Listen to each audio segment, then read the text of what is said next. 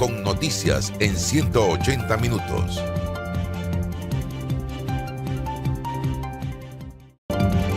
Son las 7:38 minutos de la mañana. Momento de entrevistas. Voy contigo, Álvaro. Bien, sí, está con nosotros Alejo Campos de Crime Stopper. Él es un especialista en temas de seguridad.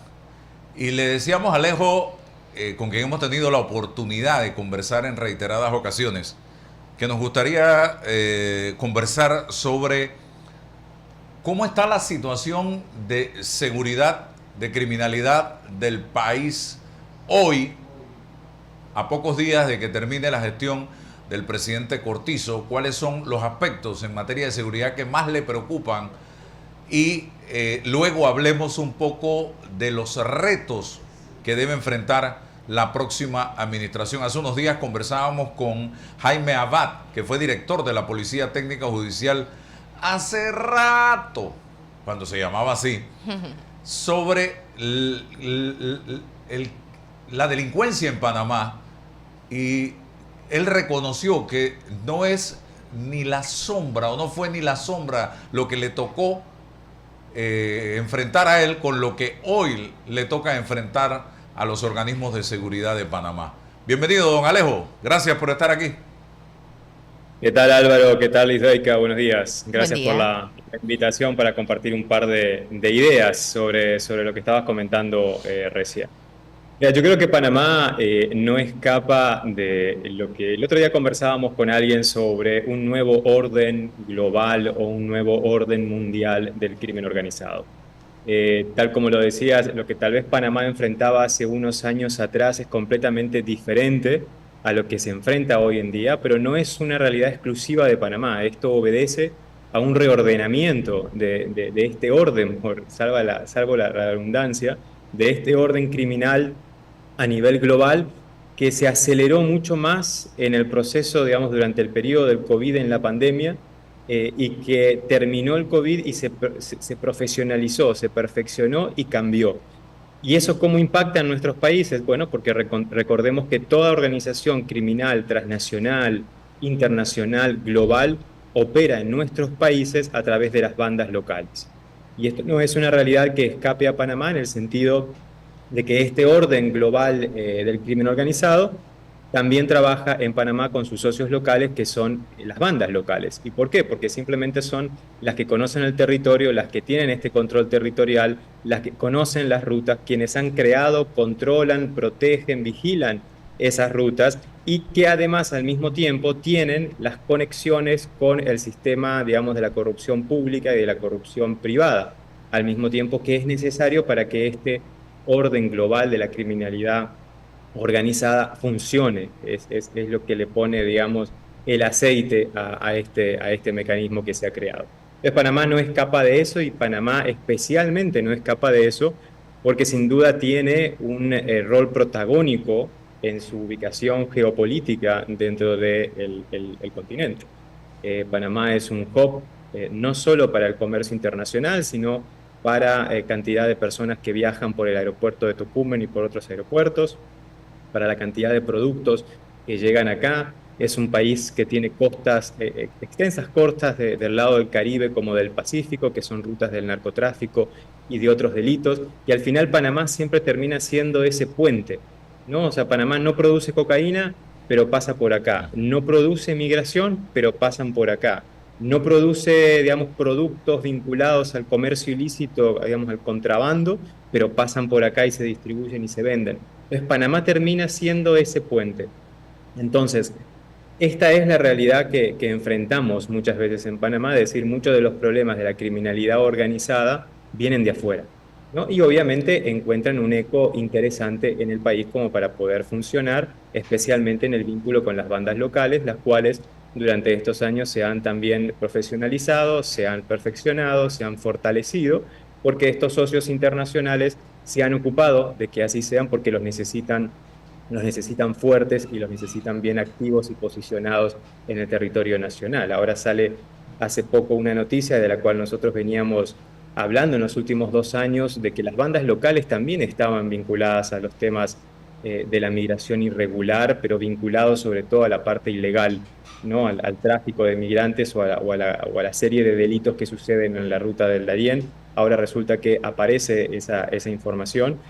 Y no es que sea la migración, es cualquier actividad, producto, digamos, bien o servicio criminal que al crimen organizado le genere un dinero ilegal de forma rápida y de forma segura. A mayor seguridad, mayor ganancia para el crimen organizado, ¿no? Menor riesgo criminal, mayor ganancia. Y lamentablemente, con la cantidad de migrantes irregulares que están pasando por el país, el crimen organizado ve una oportunidad y transforma al migrante en un producto criminal. Y para movilizarlo o para facilitar ese movimiento, obviamente suma este producto criminal a su portafolio de productos, y eso ahí entran las bandas locales, que son las que mueven estos productos adentro del territorio. Entonces, esa es un poco la realidad en general, pero es una realidad, repito, Álvaro, que la vivimos en toda América Latina, porque todo esto obedece a un sistema y a un mecanismo de una globalización del crimen organizado, y que, repito, opera en nuestros países a través de las bandas y de aquellas pandillas, aquellas maras que localmente, históricamente, siempre hemos tenido en nuestros países y que conocen muy bien la realidad nacional. Sí, hace unos días, cuando se dio, o meses ya, la situación de crisis con el presidente Noboa en Ecuador, conversaba yo con un amigo ecuatoriano que está casado con panameña, es un experto en tema de marketing político, y me decía que por cuestiones de su trabajo siempre tiene que estar viendo noticias internacionales y muchas veces de Panamá por la vinculación que tiene con Panamá y el cariño que tiene por Panamá, y que en ocasiones pareciera, cuando está viendo las noticias, se confunde, porque dice, lo mismo que pasa en Ecuador, lo veo que está pasando en Panamá. Y si Panamá no pone un alto a esta situación, está condenado a llegar a donde llegó Ecuador. ¿Qué piensa Alejo al respecto? Claro que sí, puede suceder, y esto tiene que ver con las coyunturas que ofrece cada país en determinado momento, y esas coyunturas obviamente están vinculadas a la oportunidad política, a la oportunidad social y de crecimiento económico. Esas oportunidades al mismo tiempo las dan, los dan los marcos normativos o las leyes que los países tienen, que van votando, que van aprobando. Es toda una cadena, es todo un encadenamiento productivo que hay en este sentido. Y obviamente, si esas condiciones están dadas como estuvieron dadas durante un tiempo y se fueron creando lentamente en el Ecuador, lo mismo que está pasando en Costa Rica ahora, hay todo un marco que está creando las condiciones para que Costa Rica también vaya mucho más rápido hacia una situación como Ecuador, o para ir más cerca a lo que fue El Salvador hace 5 años atrás, antes de la administración Bukele, ¿verdad? O sea, habían condiciones creadas, había una coyuntura creada para que el crimen organizado pudiera operar. Una vez que esa coyuntura se termina, lo que hace el crimen organizado es moverse hacia otro territorio. El problema que tiene Ecuador, además, que no lo tiene Panamá, afortunadamente, es que Ecuador está produciendo, está cultivando y está produciendo cocaína y otros ilícitos más. Entonces, no solo es, o sea, no es un lugar de paso como lo es Panamá. Si en algún momento se toma la decisión contundente de que Panamá deje de ser un puente para el narcotráfico, lo que va a hacer el narcotráfico es buscar otro puente. Pero Panamá se va de alguna forma a blindar y se va a salvar de eso, pero la operación criminal no va a terminar, especialmente porque esa es una decisión que se debería tomar en varios países al mismo tiempo, los países que son de la ruta. E indicar la ruta y entender la ruta es sumamente fácil, sobre todo cuando estamos viendo, por ejemplo, panameños, ecuatorianos, colombianos, costarricenses, que empiezan a aparecer en diferentes lugares o puertos claves del mundo, principalmente en Europa, los puertos del norte, por donde entra la mayor cantidad de cocaína. Y no solo que es que entre la mayor cantidad de cocaína, sino en realidad es donde más se paga por el kilo de cocaína. Entonces, obviamente, yo voy a mandar mi producto a donde más me paguen, no a donde menos me paguen. Y para eso voy a necesitar mandar a mi gente a que controle esos procesos en el punto de destino. Por eso que cada vez aparecen nuestras nacionalidades latinoamericanas en operativos en puertos de Europa del Norte, como también de lugares como Dubái, Emiratos Árabes, aparecen algunos también en China, en Australia, porque es una red, ¿no? Es lo que hablaba de esta globalización, de la misma forma que una empresa multinacional, cuando abre una oficina, lo que hace es asociarse con los distribuidores locales y lo que hace es mandar su personal técnico o ejecutivo del país sede, del país de origen de esa multinacional, lo mismo hace la estructura criminal.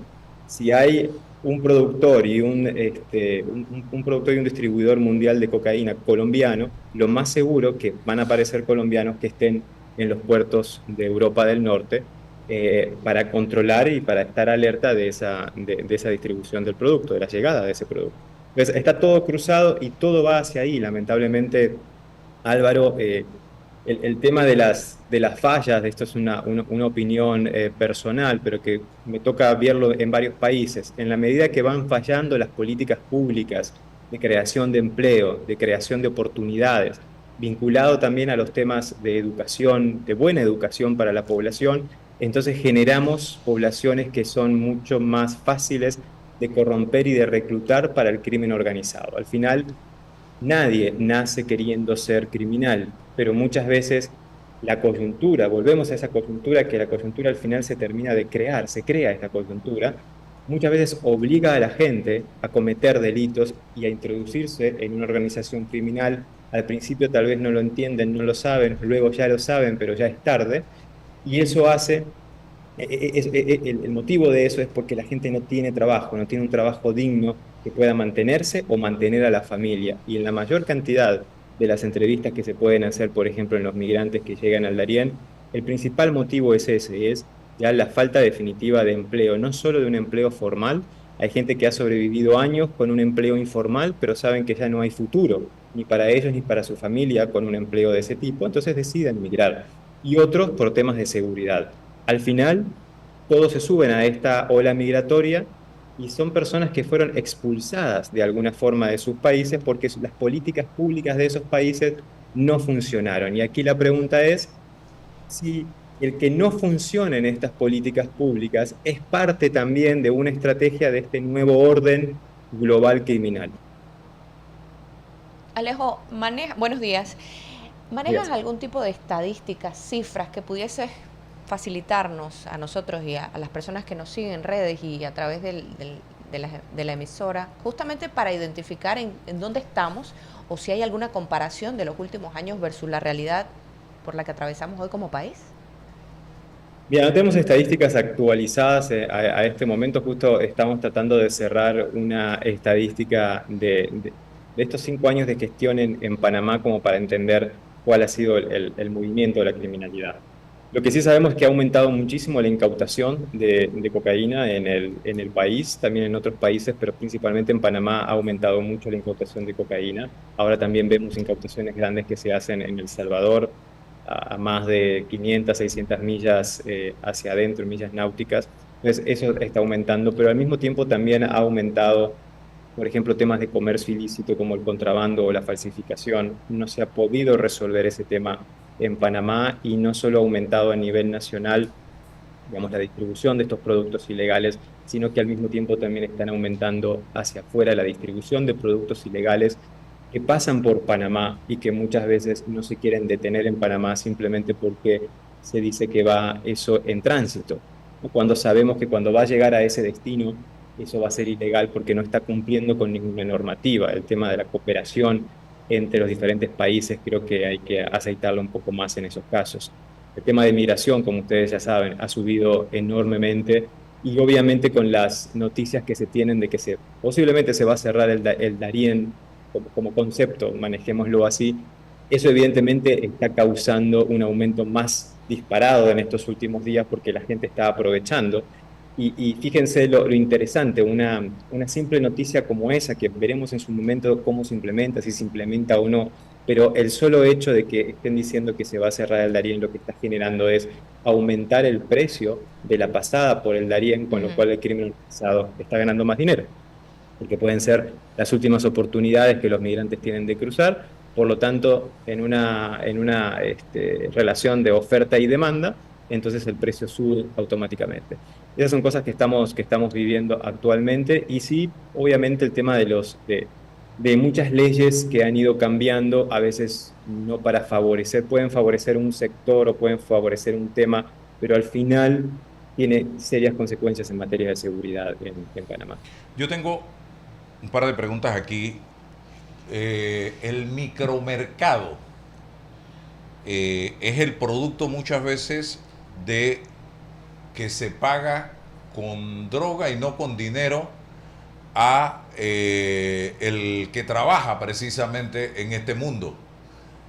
¿Cómo está el micromercado en Panamá actualmente, Alejo? ¿Ha crecido? Ha crecido, ha aumentado, se ha diversificado. Vuelvo a repetir lo del COVID. El COVID enseñó a los microtraficantes nuevas formas seguras de poder vender y distribuir el producto. Se vende muchísimo por las redes sociales. Las redes sociales están infestadas básicamente de diferentes perfiles que públicamente, porque están en una red social, están vendiendo cualquier tipo de estupefacientes, claramente cocaína, marihuana. También está ¿En las redes apareciendo sociales? las redes sociales, y eso ustedes pueden mirar en las redes sociales y ven cantidad de codificaciones nuevas que hay usando los emoji. Entonces, una píldora, que el dibujito de hielo, de nieve, ¿no? De la cocaína, o que de la hojita de la marihuana, el tutsi, que es esto rosado, entonces tiene otro emoji rosado. Entonces, sin tener que escribir realmente la palabra, ahí lo ponen. Hay sistemas de pagos que no hay identificación de quién lo está pagando, entonces se paga, y posteriormente eso se envía a través de una moto, de un sistema de estos de delivery que proliferaron muchísimo durante la pandemia, porque era una necesidad de la población. Entonces todo eso que fue una necesidad de la población para sobrevivir en la pandemia, hoy en día se está usando como mecanismos para el microtráfico y también para el tema de contrabando o productos falsificados que se están vendiendo de la misma forma a través de las redes sociales. Entonces, eso ha hecho, Álvaro, que obviamente aumentara el microtráfico. No estoy tan de acuerdo cuando se sigue diciendo, digamos, de que digamos, la cocaína o la droga que se vende es parte del pago que se le hace a las personas o a esta red local que queda acá. Eso obedeció mucho a hace varios años atrás, donde era así, donde también había algún producto, digamos, alguna cocaína que se mojaba, que ya no tenía tanto valor en el mercado, como no valía la pena, digamos, meterla en un contenedor y llevarla para Estados Unidos y para Europa. Tenía baja calidad porque se humedeció, se contaminó, etcétera. Entonces eso se usaba también como parte de pago. Pero hoy en día ya es parte de la negociación, porque el mercado se ha intensificado, el mercado nacional. La gente lamentablemente ha aumentado este tipo de consumos de estupefacientes de diferente tipo. Entonces ya es un negocio. Antes, digamos, la necesidad de colocar esa moneda de pago, que era el propio producto, y generar dinero, generó un mercado y agrandó un mercado, aumentó el mercado que ya existía. Entonces hoy en día ya hay una demanda que hay que suplir. Entonces mejor suplirla con un producto que me lo están dando directamente como parte de pago, y que dentro de la negociación es mucho más conveniente a que yo lo tenga que salir a comprar. Entonces, todo esto se ha ido transformando, ¿no? Se ha ido transformando, ha mutado, y sigue transformándose porque se siguen mezclando cantidad de drogas diferentes, que a veces para las autoridades todavía siguen persiguiendo una o dos, tres diferentes drogas en particular, cuando por el otro lado ya el consumidor, y sobre todo, digamos, en la noche, en las discotecas, en determinadas barriadas, está consumiendo otro tipo de producto que es nuevo, que le llaman de otra forma, y que todavía capaz que es un producto que ni siquiera está en la lista de lo que, digamos, la persecución criminal está investigando. Se está mercadeando mucho más la droga sintética, Alejo. Claro que sí, y las mezclas sobre todo, ¿no? Y las mezclas, afortunadamente, no está apareciendo. Obviamente que debe haber, pero no es un problema todavía el fentanilo en Panamá, pero no tardará, lamentablemente no tardará en llegar, porque además es una droga que se puede cocinar fácilmente teniendo los precursores. Panamá, al ser este hub internacional de productos que vienen de aquí hacia aquí, de cantidad de países, sobre todo de los países que generan estos o producen los precursores, sería muy fácil tener estos precursores en Panamá como para empezar a cocinar algo como el fentanilo. Esperemos que no suceda, esperemos que las autoridades logren frenar esto a tiempo, pero es algo que si no se controla desde ahora, con medidas preventivas, sobre todo en la investigación, hacia ahí se va a ir, porque al final Panamá tiene todo el camino bastante facilitado para que eso suceda. Cuando dices, ojalá que las autoridades logren frenar esto, ¿has identificado últimamente programas o políticas que vayan en dirección a hacer esto tal cual lo planteas tú? O sea, ¿hay innovación por parte de nuestras autoridades? No sé si la palabra es innovación, o sea, entiendo que hay muchos proyectos en materia de prevención, muchos que Sí, son apoyados por gobiernos extranjeros y ONGs internacionales que van más hacia el tema de controlar prevenir la adicción y controlar la adicción y curar la adicción, que al final termina siendo una enfermedad, pero tiene una visión más de salud pública y no tanto de criminalidad. Y a entiendo. nivel de criminalidad, digo, entiendo también que hay programas de prevención, de información en las barriadas para que la gente pueda acercarse a compartir esta información. Lo que sí te puedo decir, Lizeika, es que hay un aumento, y nosotros lo vemos mucho en las denuncias que recibimos en Crime Stopper, un aumento muy grande de los puntos de venta. Entonces, y eso mayoritariamente todo el mundo, por decirlo así, ¿no? Entre comillas, porque es una frase muy coloquial, pero todo el mundo sabe dónde están estos puntos de venta, es simplemente llegar a estos puntos de venta y cerrarlos. No solo por el punto de venta en sí, porque a veces la gente dice, bueno, si cierran un punto de venta van a abrir 10 más. Es cierto, sí, pero hay que ir a esos 10 también, porque son Claro. fácilmente identificables, porque la gente los conoce. Y lo que a veces nosotros hablamos con las comunidades en algunas reuniones es, mire, cuando hay un punto de venta es porque hay un negocio ilegal. Y ese negocio ilegal, que además lo que están vendiendo es cocaína, que tiene un alto valor, que genera dinero, lo van a proteger. La forma de protegerlo es poner a determinadas personas alrededor y generar un anillo de protección de ese punto de venta en la barriada. Y es donde usted vive, es donde sus hijos juegan, es donde usted va de un punto, de una esquina, de una calle hacia otra. Y puede haber un cruce de una balacera, un ajuste de cuentas, simplemente porque si acá está uno de esos puntos de venta con un anillo de protección, a una cuadra hay otro punto de venta con otro anillo de protección, y muchas veces esos anillos se mezclan, se confunden y generan conflictividad social, y esa conflictividad social termina en balas perdidas, que son después los que terminan matando a gente totalmente inocente de la barriada, que lamentablemente le tocó estar ahí cuando llegaba este tema. Entonces, eso es lo importante de cerrar las ventanillas de venta de cocaína, del narcomenudeo, que repito, cada vez sentimos, por lo menos por lo que nosotros recibimos en denuncia, que aumenta y ya no es en zonas específicas o en zonas de calor o en zonas rojas donde siempre se dice, ah, bueno, sí, pero ahí ya se sabe que cada esquina es un punto de venta, sí, pero bueno, pero ya no es así. O sea, en otras barriadas, en otros lugares donde no nos imaginamos que eso puede suceder, también está sucediendo. Simplemente, es más, van a ganar más dinero porque ahí van a vender el gramo más dinero todavía. Entonces, eso es lo que está sucediendo, está proliferando estos puntos de venta que al final todos obedecen a una misma red. Entonces, eso es algo que a nivel de autoridades sería relativamente fácil, no quiero decir fácil porque sería muy fácil de mi parte decirlo de esa forma, pero sí es algo posible, lo hemos visto en otros países como se ha hecho un barrido de todos estos puntos de venta por barriada y se le ha devuelto esa seguridad a la gente que vive en estos lugares. Entonces, eso creo que es importante hacerlo porque la información está, simplemente obviamente hay que hacerlo dentro del marco normativo de Panamá. Una pregunta. En Panamá y en muchos países de la región, Bukele se ha convertido en el superhéroe, en el Superman, en el Batman, eh, por el trabajo que ha realizado con el tema de las pandillas en ese país. Con ese trabajo que ha realizado Bukele y que muestra a través de los medios de comunicación, ha logrado controlar realmente el tráfico de droga, la delincuencia, el microtráfico interno, la venta interna de drogas en El Salvador, o ese sigue siendo un problema en El Salvador? Mira, Álvaro, como sabes, yo viví en El Salvador desde el año 2006 y viví 11 años ahí cuando las pandillas realmente tenían, sobre todo la MS-13, porque hay que ponerle nombre, tenía el control territorial de los 21.000 kilómetros cuadrados que significan El Salvador. hoy en día no lo tienen.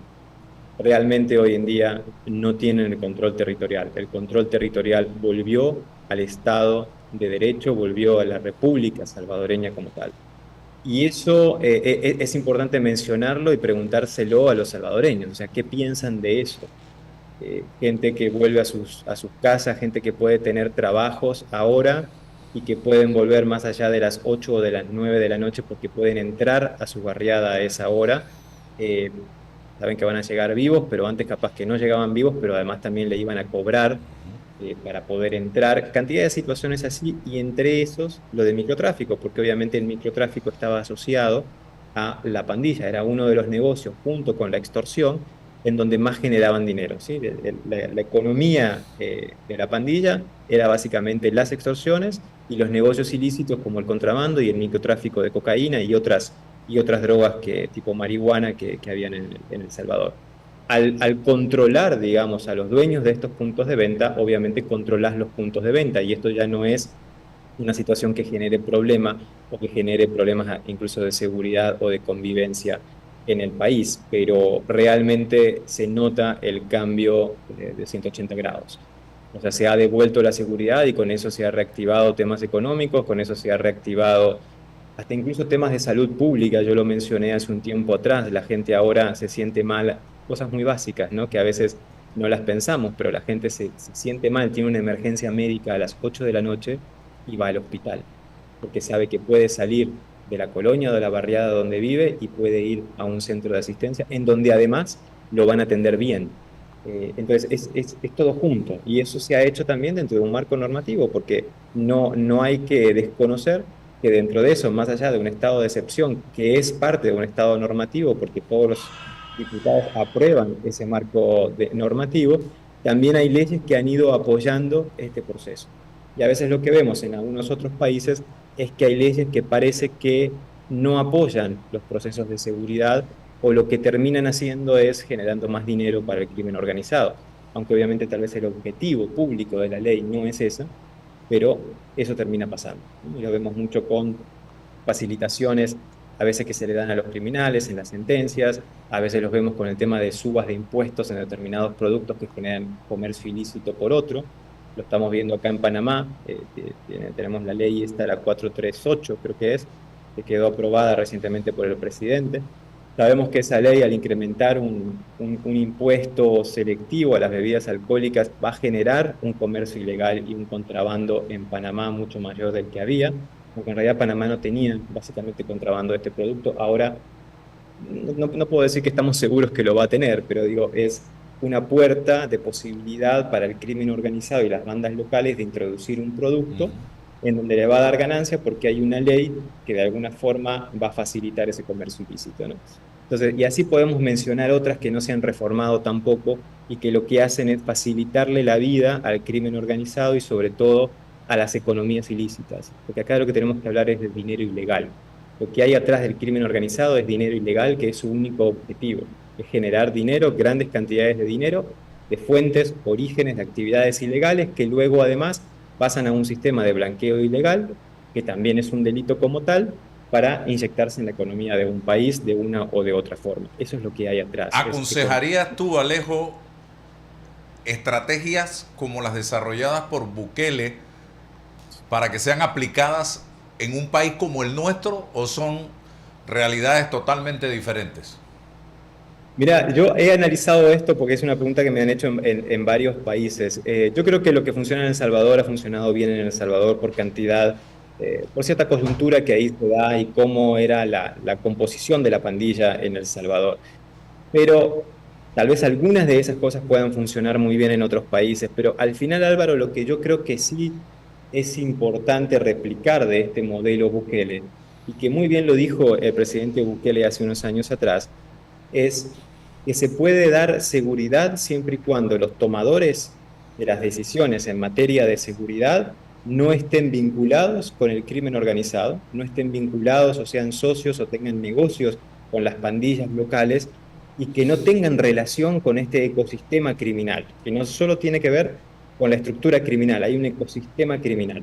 Si vos tenés a todos los tomadores de decisión en esta materia, en materia de seguridad, que no tienen ninguna relación, ni ellos, ni allegados, ni familiares, ni amigos, ni vecinos, con este ecosistema criminal, entonces tenés gente que realmente puede tomar las decisiones correctas como para poder darle seguridad a la población de Panamá como de cualquier otro país. Yo creo que ese es el modelo a replicar, lo que hay atrás, no tanto la decisión. Porque ¿cómo llegás a esa decisión? Bueno, simplemente porque los que están tomando la decisión y los que salen a respaldar esa decisión no tienen vínculos con este ecosistema criminal. Yo creo que eso es lo más importante para retomar del modelo Bukele. Aquí tenemos al crimen organizado metido en los 3 órganos del Estado y está comprobado en el órgano legislativo, en el órgano ejecutivo y en el órgano judicial. ¿Cómo hacemos para lograr una limpieza interna en estos 3 órganos? ¿Y cómo hacemos para, y cuando hablamos de los órganos estoy incluyendo los organismos de seguridad del Estado, aquí hay comisionados de la policía que han sido capturados con droga, y lo otro, los retos específicos del próximo gobierno, puntualmente cuáles serían en materia de seguridad? Mira, a la primera pregunta te diría que no solo hay que apuntar o mirar hacia la institucionalidad pública, porque este ecosistema criminal del cual mencionaba recién también incluye a actores del sector privado, también incluye actores de los medios de comunicación, Claro. también incluye actores de los organismos internacionales o ONGs internacionales, que de alguna forma forman parte de este ecosistema y que se prestan, que facilitan que esto funcione. Pues no solo hay que mirar hacia el sector político o hacia el sector público. Si tomamos a todos estos sectores dentro de este ecosistema criminal, entonces sí, es necesario alguien con una verdadera voluntad política de poder resolver el problema yendo uno por uno al mismo tiempo.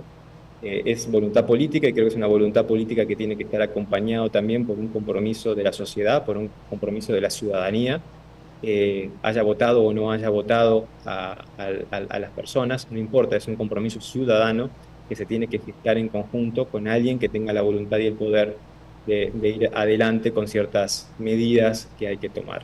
¿Funciona? Sí funciona, porque ya hemos tenido casos en donde lo estamos viendo que funciona.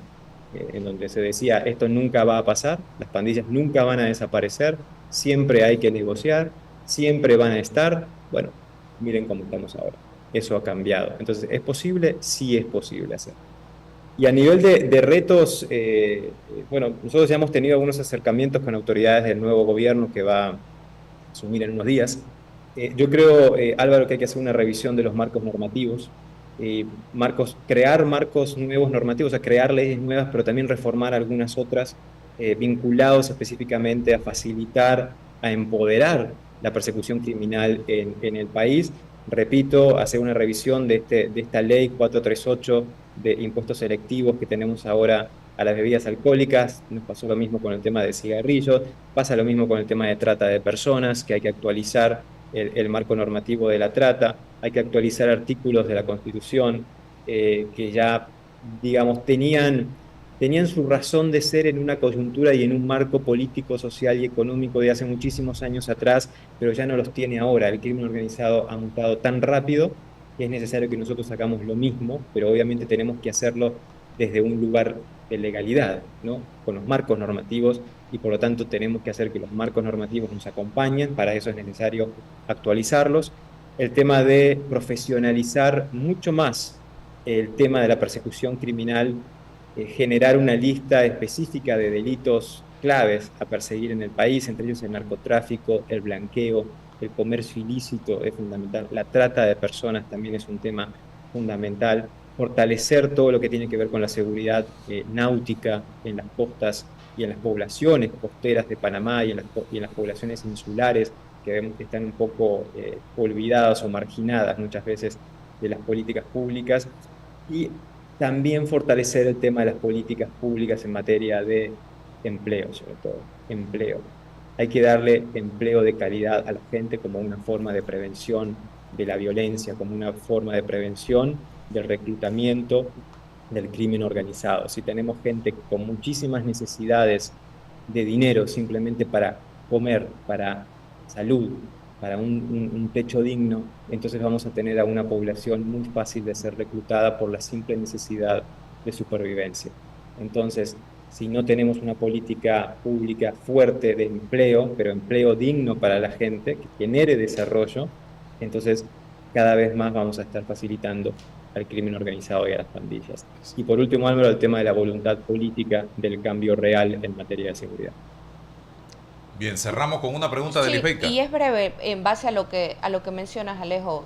Lo que propones es bastante integral porque atiende distintas áreas para abordar el tema. Sin embargo, me gustaría saber si has tenido algún acercamiento con autoridades electas, con diputados que justamente van a estar allí para hacer estas modificaciones y demás. ¿Has tenido ese acercamiento? No todavía, lo vamos a tener como siempre lo hemos tenido, que hemos tenido excelente relación con toda la Asamblea Legislativa. Estamos seguros que también la vamos a tener con la nueva Asamblea que empieza también en unos días. La verdad que hemos dejado que cada uno tome su lugar, entienda dónde está y de esa forma también entender qué tipo de cooperación y acercamiento nosotros podemos tener con ellos, pero tanto sea como con el Poder Legislativo, el Ejecutivo, el Judicial, ahí vamos a estar colaborando con ellos. Muy bien, muchas gracias, Alejo. Interesante conversar contigo como siempre para hacer una especie de radiografía de todo lo que está pasando en estos momentos y los grandes retos que enfrenta la nueva administración. Que tengas excelente día. Igual para ustedes, gracias. Gracias. Vamos entonces con deportes y el cambio para